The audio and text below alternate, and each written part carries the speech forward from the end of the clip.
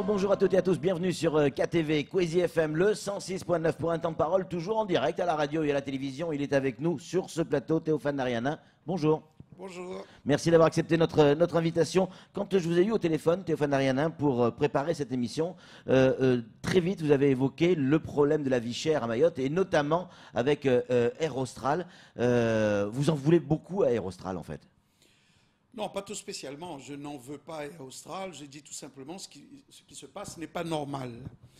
C'est un sujet récurrent, la problématique de la desserte de Mayotte, et que la collectivité devrait vraiment porter un regard plus musclé sur le sujet, essayer de développer des outils propres à Mayotte. Un peu comme ils ont fait à La Réunion? C'est exactement ce qui s'est passé à La Réunion, au travers d'une SEM qui s'appelle la CEMATRA, où les collectivités, la Chambre de commerce, tout le monde a mis un peu d'argent dedans et on a pu créer Air Austral.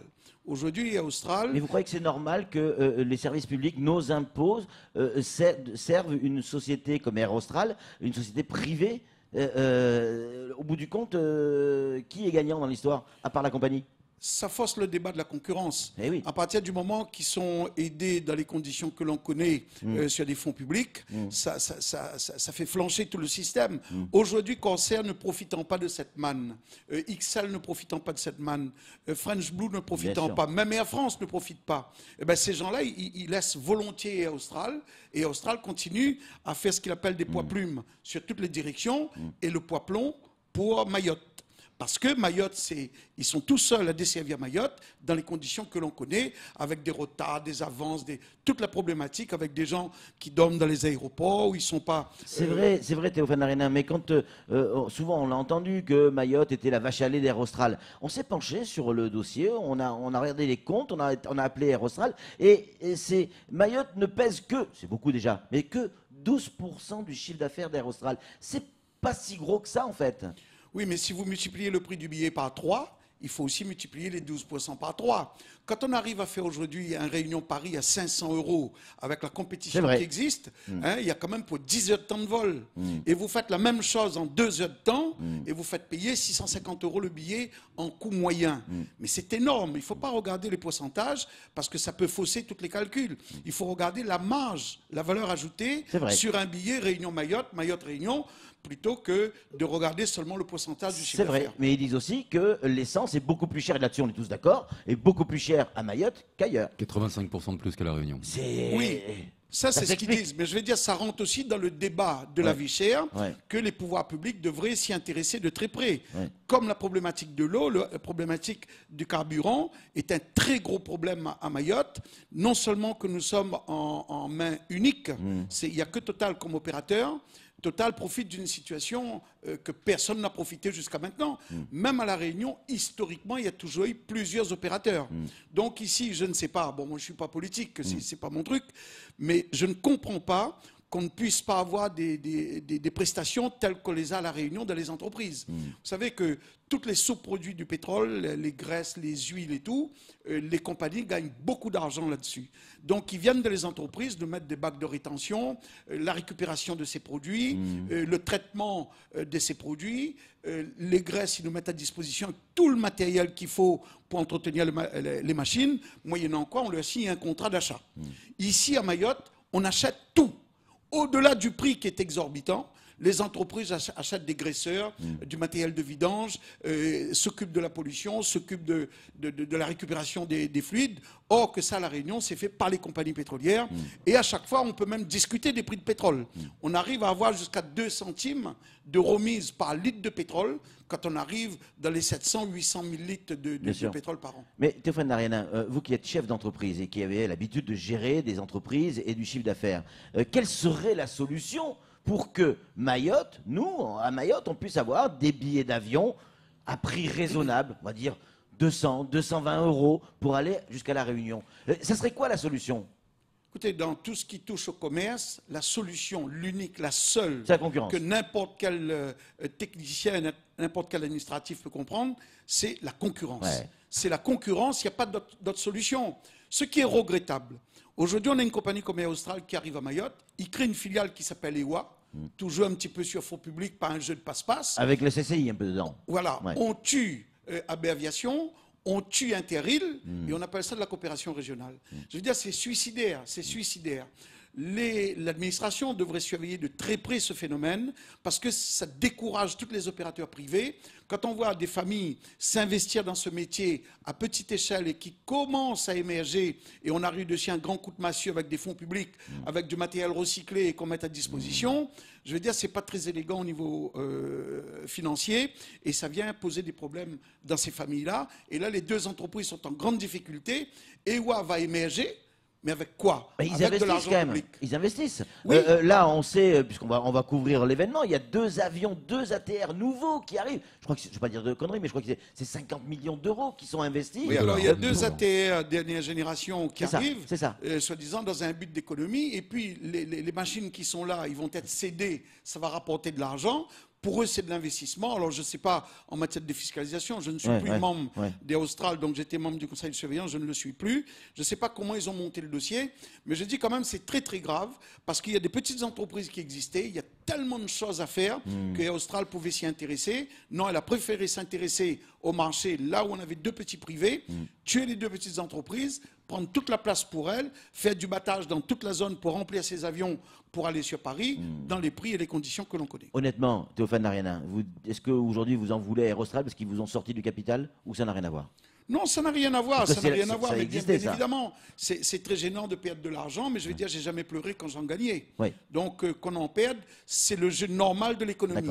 Mais si on perd proprement, on reconnaît, on ferme sa bouche. Mais quand on se fait voler, c'est pas pareil. Parce qu'il faut savoir que quand Air Austral a fait son coup d'accordéon sur le capital, ils ont cédé quand même pour 180 millions d'euros d'actifs. Je pense qu'avant de faire le coup d'accordéon, on aurait pu céder les actifs. On va expliquer à nos auditeurs ce qu'est un coup d'accordéon, Théophane Ariana. C'est-à-dire qu'on fait une augmentation de capital avec des actionnaires qui n'ont pas les moyens de suivre et donc leur part est rétrécie.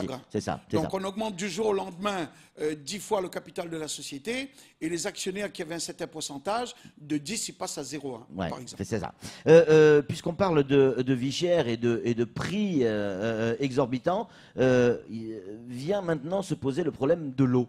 L'eau est plus chère à Mayotte, largement 2 fois ou 3 fois plus chère à Mayotte qu'à La Réunion. Et là, vous sortez du bois et vous dites, là ça suffit, il faut faire quelque chose. Alors la problématique de l'eau, c'est récurrent. Hein. Toutes les années que Dieu fait, c'est en fin d'année que la population souffre de ce manque d'eau. Et là, tout d'un coup, tout le monde s'y intéresse, tout le monde s'y attache, les pouvoirs publics, la SMAE, le SIAM et tout le monde, comme si on ne savait pas, dans le courant de l'année, qu'il y aurait eu de toute manière à un moment cette fin d'année douloureuse.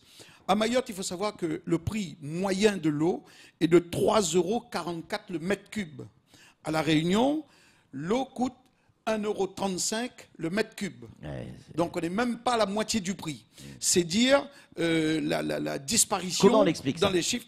Alors on explique ça très certainement par une gestion qui est relativement calamiteuse. Mais on explique aussi par un gestionnaire qui se met 1 200 000 € dans la poche. Là vous parlez de Vinci là. Je parle, alors c'est la filiale du groupe Vinci, hein, c'est une multinationale. La SMAE et SOGA. Et donc la SMAE qui détient le contrat de la DSP du SIAM, aujourd'hui fait en moyenne 1 200 000 € de bénéfices nets par an. Après avoir dissimulé un paquet de son chiffre au travers de sa filiale sœur SOGEA, c'est des marchés gré à gré qui se font entre elles, qui passent parfois aussi à des petits privés pour des postes de compteurs, des petites canalisations, des choses comme ça. Donc après dissimuler presque le double, bon, elle retient quand même 1 200 000 € de chiffre de résultats nets par an, et c'est proprement scandaleux. Mais en quoi c'est scandaleux, Théophane Ariana, vous qui êtes chef d'entreprise, en quoi c'est scandaleux qu'une entreprise privée gagne de l'argent, puisqu'elle est constituée, elle est créée pour ça, Guito? Oui, mais toute peine mérite salaire, je suis d'accord, mais à partir du moment qu'il n'y a pas suffisamment de peine, le salaire ne doit pas être élevé non plus. Il y a un contrat aussi, le contrat, il faut qu'il soit respecté. Mais oui. Tout à fait, donc il ne respecte pas le contrat. Pour moi, le contrat n'est pas respecté. Quand on regarde la qualité de la canalisation, quand on regarde les déperditions de la quantité d'eau dans la nature, souterraine, qu'on ne voit pas, quand on regarde la qualité de l'eau, je dis que ce n'est pas normal. Moi, je suis ni de près ni de loin dans cette affaire. Je ne suis qu'un consommateur et je regarde ça avec beaucoup de regret en disant c'est du gâchis Tout le monde pourrait mettre du sien pour améliorer le système. Il y a là-dedans beaucoup d'incompétences. Il y a là-dedans beaucoup de circuits au noir qui passent sous la table à l'égard de certains politiques. Je le dis. Il y en a qui c'est grave ce que vous dites, là, C'est très très grave. C'est très très grave. Il y en a qui sont en train de se faire financer la campagne électorale future. Et ça, c'est inadmissible que ça se fasse. Mais quel est le lien entre le financement d'une campagne politique et le prix de l'eau? Je ne comprends pas. Non, je veux dire par là, s'il y a un élu, bon, j'entends un peu ce qui se passe, hein, la réunion du 7 décembre a été suffisamment médiatisée. Quand on entend un bailleur toucher 1,2 million et qui demande d'augmenter encore le prix de l'eau, et quand j'entends des élus dire, mais finalement, il faut réfléchir dessus, non. On ne peut pas réfléchir sur une augmentation de l'eau aujourd'hui. Bavie se bat contre ça. Il n'est pas d'accord, Bavie. On l'a eu au téléphone, il dit, non, il est sur ce plateau. Il est venu sur ce plateau, il a dit, je m'opposerai toujours à l'augmentation de l'eau. Oui, sauf que ces administrateurs qui représentent la grosse majorité, ce sont des élus, et c'est eux qui, à un moment de l'histoire, auront la parole, parce qu'ils peuvent quitter la table. Donc c'est les élus qui mettent la pression sur Bavie, en fait, si on comprend bien. Alors, moi, j'y étais pas dans cette réunion, mais ce que j'ai cru comprendre, c'est qu'il y a un grand nombre d'élus qui sont contre le système. Ils peuvent. Et je comprends très bien, s'ils reprochent que le SIAM soit mal géré, que les fonds sont mal répartis, qu'il y a des priorités pour certaines boîtes et tout, je peux comprendre que les élus se fâchent. Mais je ne comprendrai pas que les élus acceptent une augmentation du prix. Pas un centime. Il faut se battre pour diminuer le coût de l'eau à Mayotte, avoir des prestations de meilleure qualité, avoir une canalisation qui tient la route et surtout une gestion de l'eau qui est beaucoup plus saine. Mais pourquoi un élu accepterait une augmentation du prix? C'est pas en faveur de ses concitoyens? Ou alors, c'est ce que vous dites, c'est-à-dire que les élus touchent des dessous de table pour pouvoir accepter d'augmenter le prix de l'eau? Mais c'est grave ça. Alors c'est vrai. moi, je suis ni présent en aval ni en amont quand il s'agit de toucher des sous, mais je regrette quand même la position des politiques qui devraient dire depuis le premier jour, on ne touchera pas au prix de l'eau si ce n'est que de la diminuer. On ne peut pas accepter une augmentation, quel que soit le motif. Déjà qu'elle est 3 fois plus chère qu'à la Réunion. Parce que dans le contrat, dans la DSP que j'ai lu quelques paragraphes, on dit que le gestionnaire devrait avoir des comptes équilibrés. Équilibré, je peux comprendre qu'elle touche 300, 400, 500 000 euros. Mais à partir de résultats nets. À partir du moment qu'il touche 1,2 million, après avoir dissimulé des résultats en interne au groupe Vinci, je dis que c'est scandaleux et que ça ne peut plus continuer à brosser sur le dos des gens. Sauf à dire que la problématique qui vient en collatéraux dans tous ces débats, c'est quand même les ménagères, les mamas, qui lavent le linge dans les ravines. On va en parler dans un instant, Stéphane Ernest, vous êtes d'accord. Mais d'abord, Samuel Baucher, le rédacteur en chef de France Mayotte Matin, a une question à vous poser. Vous êtes un professionnel du bâtiment, du secteur, du BTP. Bavie veut arrêter le contrat de fermage avec la SMAE. Bien, très bien, mais comment on fait? Est-ce qu'un autre groupe, un professionnel du secteur de la production d'eau et de l'adduction, pourrait venir s'installer facilement à Mayotte? Alors moi je ne sais pas, vous savez, tout ce qui touche au contrat, c'est quelque chose de sacré. Un contrat, c'est deux parties, de façon unilatérale, on ne peut pas arrêter un contrat. C'est un petit peu... On peut le dénoncer. Voilà, on peut le dénoncer s'il y a abus, si c'est matérialisé et tout. Moi personnellement, je ne suis pas dans le dossier une fois encore, moi je regarde ça de l'extérieur, avec un regard d'entrepreneur et avec les difficultés que l'on connaît en la matière. Mais je dis tout simplement, il y a des outils que la loi a mis en place, des SPL, des SEM, etc., que les intercos peuvent s'unir entre elles et puis avoir en régie la gestion de l'eau. Qu'ils embauchent les gens, qu'ils fassent eux-mêmes. Ils ne sont pas obligés de passer par une multinationale. Oui, ils montent une SPL. Depuis le siège social à Paris et les frais à La Réunion, avec tout le transfert qui est entre La Réunion et Mayotte des chefs qui voyagent à grand confort, et puis venir ici. 4,8 millions de recettes intergroupes, quand même. Oui, ça fait beaucoup. Mais c'est énorme, c'est scandaleux. Moi, je pense que dans cette affaire, les élus ont raison. Il faut qu'ils prennent la main à un moment de l'histoire, mais qu'ils le fassent eux-mêmes. Je pense qu'à La Réunion, pendant longtemps, l'eau était en régie. Après, pour des raisons de qualité, de technologie, etc., on a voulu se mettre à niveau par rapport à l'Europe. Donc, on a passé la main, mais on a plusieurs gestionnaires. Et ici, tout est dans la main d'une boîte qui s'appelle la SMAE. Et ça, c'est pas normal qu'il n'y ait pas de compétition. Moi, que demain, qu'on puisse créer des outils tels que des SPL, des SEM, etc., et prendre en régie, et peut-être même dans ces régies, à un moment, il y a un interco qui sous-traite le marché à un grand groupe, ça pose aucune difficulté parce que là, on aura un parallélisme qui nous permettrait de voir le coût réel de l'eau. Mais aujourd'hui, plus de transparence sur les dépenses. Aujourd'hui, il n'y a pas de transparence. L'eau, je le répète, à Mayotte est à 3,44 € en prix moyen. quand on le paye à 1,35 € à La Réunion, ce n'est pas normal. Alors on parle de l'eau, on parle aussi des lavoirs, c'est quelque chose qui vous tient à cœur, Théophane Nariana, la pollution de nos rivières, la protection de l'environnement. Pourquoi vous montez au créneau sur ce domaine-là ? Oui, parce que quand on lave dans la rivière, oui. ça pollue oui. toute la trajectoire jusqu'à la mer. Oui. L'eau est polluée. Oui. Donc c'est la disparition des espèces, c'est l'environnement. Et puis c'est aussi les bactéries qu'on s'échange dans ces petits bassins où il y a 3 personnes qui lavent le linge à 1 mètre près de l'autre comme ça. Et ça pose un véritable problème sanitaire. C'est pour ça que je dis que normalement, c'est de la compétence des mairies. Ils devraient faire des lavoirs et permettre à ces gens de laver le linge, parce qu'il faut qu'on lave le linge, et surtout recycler et travailler cette eau avant de le remettre dans la nature. Aujourd'hui, c'est pas ce qui coûte le plus cher. On voit que certaines mairies trouvent du pognon pour faire des superbes mairies, mais un lavoir, ça va coûter 400 500 000 €. Je veux dire, c'est pas à l'échelle des dépenses que nous faisons aujourd'hui. Alors, je peux comprendre qu'on n'investisse pas suffisamment sur les routes, mais je veux dire, dans le domaine sanitaire, investir dans les lavoirs, pour moi, c'est indispensable. Il faut qu'on lave le linge et dans des conditions acceptables.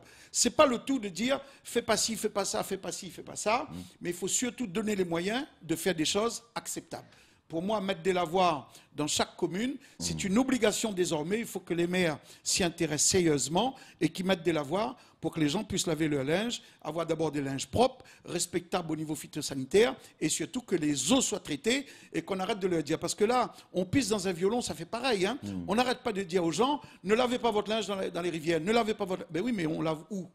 La plupart du temps, ils n'ont pas d'eau à la maison ou sinon l'eau coûte très cher. Donc on se mord la queue, mais on n'apporte pas une solution réelle pour dire si vous faites ça, c'est pan cucu parce que vous avez les moyens de faire autrement. Donc aujourd'hui, on ne donne pas les moyens de faire autrement. On continue à accuser une population en faiblesse de laver le linge dans les rivières. Samuel. La tranche de la population la plus faible, c'est l'immigration. Faire des lavoirs, c'est un peu comme monter des bornes à eau dans les bidonvilles, c'est fixer l'immigration. C'est le sentiment des maires aujourd'hui, c'est pour ça qu'ils ne veulent pas investir, parce que c'est d'abord une politique régalienne de l'État. Comment vous appréhendez la problématique migratoire à Mayotte, justement avec vos lavoirs ? Écoutez, la problématique de ce flux migratoire... Vous êtes en train de le découvrir à La Réunion avec les Sri Lankais. Hein. Oui, extraordinaire. Hein. De toute façon, ça pend au nez de tout le monde. Il n'y a pas de secret. Mayotte, c'est un aimant qui attire toute la misère parce qu'elle est réputée d'être un peu plus riche. D'abord, il y a cette logique. Mais là où je ne comprends pas, où je ne peux pas accepter de continuer à rouler dans ce schéma, c'est qu'il y a ce qu'on appelle la coopération régionale. Je pense que si on pouvait aider un peu ces pays voisins, ne serait-ce que dans le domaine phytosanitaire, médical, éducatif, etc. Mais il faut être deux pour faire de la coopération régionale. Il faut que tout le monde soit d'accord, y compris en face. Oui. Si vous faites allusion aux Comores, on a vu des hommes politiques très haut placés aux Comores qui font mine d'être d'accord avec la coopération régionale, qui en fait, n'en veulent pas. Non, les outils ne sont pas prêts aujourd'hui pour faire de la coopération régionale parce qu'il y a une volonté qui n'est pas au top aujourd'hui. Donc c'est plutôt hypocrite parce que nous, on touche beaucoup d'argent de l'Europe pour cette coopération régionale. J'ai jamais vu un politique dans la zone, qui soit à Madagascar ou aux Comores, en jouant n'importe où, qui refuse de l'argent. Mais il ne faut pas donner de l'argent. Ça, c'est la faiblesse de la France. Il faut donner des outils. Moi, je verrais bien poser un hôpital franco-français avec un appel d'offres européen sur le territoire comorien, avec des ONG pour gérer. Et c'est comme ça qu'on va commencer à régler le problème. Ce n'est pas en donnant de l'argent à la veille des élections à l'ONU, parce qu'on a besoin d'un vote, donner 40, 50, 100 millions à un État, les gens ils vont se mettre de la poche, et ça, c'est une accoutumance. C'est pas ça la solution. La solution, c'est qu'on apporte des outils dans ces pays, mais on apporte des murs, on apporte des terrains, on apporte des biens, des centres médicaux, des hôpitaux, des comme à Madagascar, en fait. À Madagascar, on n'offre pas des poules, on crée des poulaillers. Oui. Bon, voilà, c'est l'exemple typique où il faudrait vraiment bannir pour arriver à un résultat plus décent, avec une aide plus directe au niveau matériel, et arrêter de donner des sous, parce qu'à chaque fois qu'on donne des sous, les sous disparaissent et ces populations ne profitent pas. Dernière question, elle vient d'un auditeur. Pourquoi, on sait que vous, votre métier, c'est le béton, c'est les parpaings, c'est les gravats, etc., etc. Pourquoi vous intéressez à tout ça? Pourquoi La question était un peu plus dure. Il dit, mais de quoi il se mêle? Oui, tout à fait. Je pense que certaines personnes peuvent se poser la question. Oui. Et puis pour les plus jeunes, je leur dis que ça fait quand même une trentaine d'années que je suis à Mayotte. C'est vrai. Je suis venu à Mayotte la première fois, c'était en 1981. Oui. On s'est installé en 1996 oui. et depuis notre installation, ça fait 22 ans. Oui. Mais c'est depuis 1981, un grand nombre de personnes qui parlent, qui tiennent ce discours ne savent pas trop qui je suis. En fait, je suis un peu quelqu'un du monde parce que je travaille dans toute la région. J'ai beaucoup travaillé aux Comores, je travaille toujours sur Madagascar. Maurice, les Réunions. À Maurice, je travaille beaucoup à Maurice, beaucoup plus qu'à Mayotte, et je travaille à Mayotte. J'essaye d'apporter à ma manière une espèce d'engineering général qui permettent aux uns et aux autres de profiter. J'ai vu comment la Réunion a grandi ces 30 dernières années, puisque j'étais dans les affaires, j'ai vu pousser. J'ai vu un pays qui était aussi pauvre que Maurice arriver là où elle est. Et c'est pour ça, quand je communique, j'ai dit aux gens, allons s'inspirer des choses qui marchent. Et à la Réunion, il y a des choses qui ne marchent pas terribles, mais autant il y a des choses qui marchent très bien, qu'on peut se servir comme modèle. On ne va pas réinventer la poudre, ni l'eau chaude, il suffit de prendre ce qui marche bien.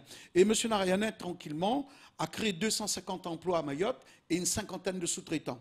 De nos activités vivent à peu près 1000 bouches tous les jours. Et c'est une fierté religieuse. C'est une fierté religieuse pour moi de pouvoir donner ces gens-là, de pouvoir les payer et de faire travailler. Et quand je vois des choses qui dépassent l'entendement, je suis obligé de tirer la sonnette d'alarme pour rappeler un peu le rôle du politique. Donc c'est plus comme un citoyen que vous intervenez aujourd'hui, plus moi, en tant que PDG de Je ne l'IDS. suis que citoyen, mais un citoyen avisé. Je tiens à le préciser.